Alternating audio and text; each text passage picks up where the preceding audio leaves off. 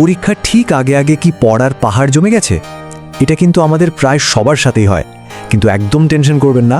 চলুন দেখি এই কম সময়েও কিভাবে একটা দারুণ প্রস্তুতি নেওয়া যায়, কারণ এখন দরকার হার্ড স্টাডি না, স্মার্ট স্টাডি। আচ্ছা, সমাধানের পথে যাওয়ার আগে চলুন সমস্যাটাকেই আরেকটু ভালো করে বুঝি। মানে পরীক্ষার আগের এই সময়টা কেন এত কঠিন মনে হয়? কারণটা যদি একবার ধরে ফেলতে পারি তাহলে সমাধানটাও অনেক সহজ হয়ে যাবে। প্রথম কারণ তো হলো ওই জমে থাকা পড়ার পাহাড়, তাই না? আর মনে হতে থাকে সময় যেন দৌড়ে পালাচ্ছে, কিন্তু পড়া কিছুই আগাচ্ছে না। আর এর থেকেই শুরু হয় টেনশন আর মানসিক চাপ। সব মিলিয়ে এমন একটা অবস্থা হয় যে কোনটা ছেড়ে কোনটা পড়ব সেটাই ঠিক করে ওঠা যায় না। তো এই অবস্থা থেকে বের হওয়ার প্রথম ধাপটাই হলো একটা স্মার্ট প্ল্যান বানানো। আর সবচেয়ে মজার ব্যাপার হলো পড়া শুরু করার প্রথম 30 মিনিট কিন্তু পড়ার জন্য নয়, বরং পুরো পরিকল্পনাটা ঠিকঠাকভাবে সাজানোর জন্য। তো এই প্ল্যানটা আমরা কিভাবে করব? সবার আগে সব বিষয়ের সিলেবাসটা এক জায়গায় করুন। এরপর খুঁজে বের করুন কোন কোন টপিক থেকে পরীক্ষায় সবচেয়ে বেশি নম্বর আসে। দিনের শুরুতে যখন আমাদের এনার্জি আর মনোযোগ সবচেয়ে বেশি থাকে, তখন কঠিন বিষয়গুলো নিয়ে বসা উচিত, আর সহজ টপিকগুলো বরং শেষের দিকে রাখুন। এটা আপনার আত্মবিশ্বাস বাড়াতে দারুণ কাজ করবে। পরিকল্পনা তো হয়ে গেল, এবার আসা যাক পড়ার কৌশলে। একটা কথা মাথায় রাখতে হবে, এখন ঘন্টার পর ঘন্টা বই নিয়ে বসে থাকার সময় না। এখন জরুরি হলো কতটা মনোযোগ দিয়ে আর কার্যকরভাবে পড়া হচ্ছে। এর জন্য আমার খুব পছন্দের একটা টেকনিক হলো 40-10 টেকনিক। মানে প্রথম 40 মিনিট আপনার ফোন, নোটিফিকেশন সব কিছু থেকে দূরে থেকে একদম ফুল ফোকাসে পড়তে হবে। এই সময়টা শুধুই আপনার আর আপনার পড়ার। টানা 40 মিনিট পড়ার পর আপনার ব্রেনকে 10 মিনিটের একটা ছোট্ট ব্রেক দিন। এই ব্রেকটা কিন্তু ভীষণ জরুরি, কারণ এটা নতুন শেখা তথ্যগুলোকে গুছিয়ে নিতে সাহায্য করে। এই সময়টা একটু হাঁটাহাঁটি করতে পারেন, কিন্তু চেষ্টা করবেন সোশ্যাল মিডিয়া থেকে দূরে থাকতে, কারণ ওটা আপনার মনোযোগ আরও নষ্ট করে দিতে পারে। একটু ভেবে দেখুন তো, এভাবে 3 বা 4টি সেশন শেষ করলেই কিন্তু একটা বড় স্টাডি ব্লক তৈরি হয়ে যায়। আর দিনে যদি এমন 3টি ব্লকও শেষ করে ফেলা যায়, তাহলে দেখবেন অনেক বড় একটা সিলেবাসও কত সহজে আপনার আয়ত্তে চলে এসেছে। শুধু বইয়ের দিকে তাকিয়ে থাকলেই কিন্তু পড়াটা মাথায় ঢোকে না, তাই না? পড়া মনে রাখার জন্য আমাদের দরকার অ্যাক্টিভ স্টাডি। মানে হলো পড়ার সাথে নিজেকেও সক্রিয়ভাবে যুক্ত করতে হবে। শুধু চোখ দিয়ে পড়া নয়, ব্রেনকে পুরোপুরি কাজে লাগাতে হবে। ভাবছেন কিভাবে করবেন এই অ্যাক্টিভ স্টাডি? খুব সোজা। যা পড়ছেন সেটা মুখে উচ্চারণ করে পড়ুন।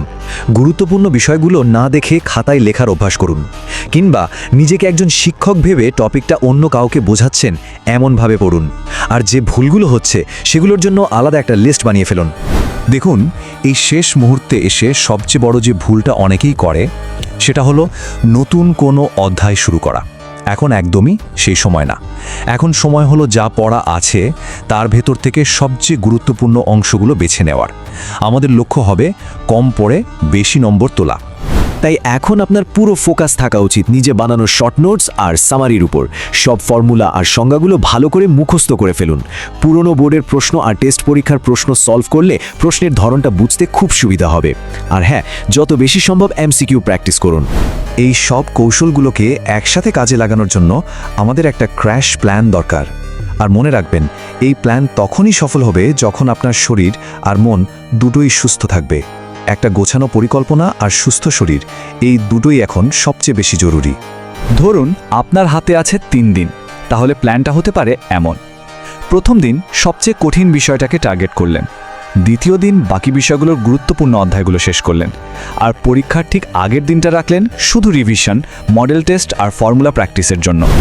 আর এই পরিকল্পনার পাশাপাশি নিজের যত্ন নেওয়াটাও কিন্তু খুব দরকার। সারাদিন যা পড়ছেন তা ব্রেইনে গুছিয়ে রাখার জন্য অন্তত 6 থেকে 7 ঘন্টা ঘুমের কোনো বিকল্প নেই। মাঝে মাঝে হালকা একটু হাঁটাহাঁটি করলে মনোযোগ বাড়ে, আর শরীরকে সতেজ রাখতে পর্যাপ্ত পানি পান করাটাও কিন্তু জরুরি। তাহলে চলুন পুরো আলোচনা সারসংক্ষেপ হিসেবে এক নজরে ঝালিয়ে নিই। এই মুহূর্তে আমাদের ঠিক কি করতে হবে আর কোন কাজগুলো থেকে একদম দূরে থাকতে হবে। যা অবশ্যই করতে হবে তা হলো 6 থেকে 7 ঘন্টা ঘুমানো, লিখে লিখে প্র্যাকটিস করা এবং একবারে শুধু একটা কাজেই মনোযোগ দেওয়া। আর যা একদমই করা যাবে না তা হলো সারা রাত জেগে পড়া, অকারণে সোশ্যাল মিডিয়ায় সময় নষ্ট করা আর সব বিষয় একসাথে পড়ার চেষ্টা করা। কারণ দিনের শেষে একটা কথাই সত্যি, শুধু ঘন্টার পর ঘন্টা পড়াই কিন্তু সফলতা আনে না। আসল সফলতার চাবিকাঠিটা হলো স্মার্টলি পড়া। তাই একদম ভেঙে পড়বেন না, মনে রাখবেন, সময় কম থাকলেও যদি একটা ভালো পরিকল্পনা থাকে তাহলে সাফল্য আসেই। মনোযোগ আর অনুশীলন এই দুটো মিলেই কিন্তু ভালো ফলাফল তৈরি হয়। আর সবচেয়ে বড় কথা হলো নিজের ওপর বিশ্বাসটা ধরে রাখা। বিশ্বাস রাখুন, আপনি পারবেন। শুধু পড়াটা চালিয়ে যেতে হবে, তবে ঠিকভাবে, স্মার্টভাবে। সবার জন্য অনেক অনেক শুভকামনা।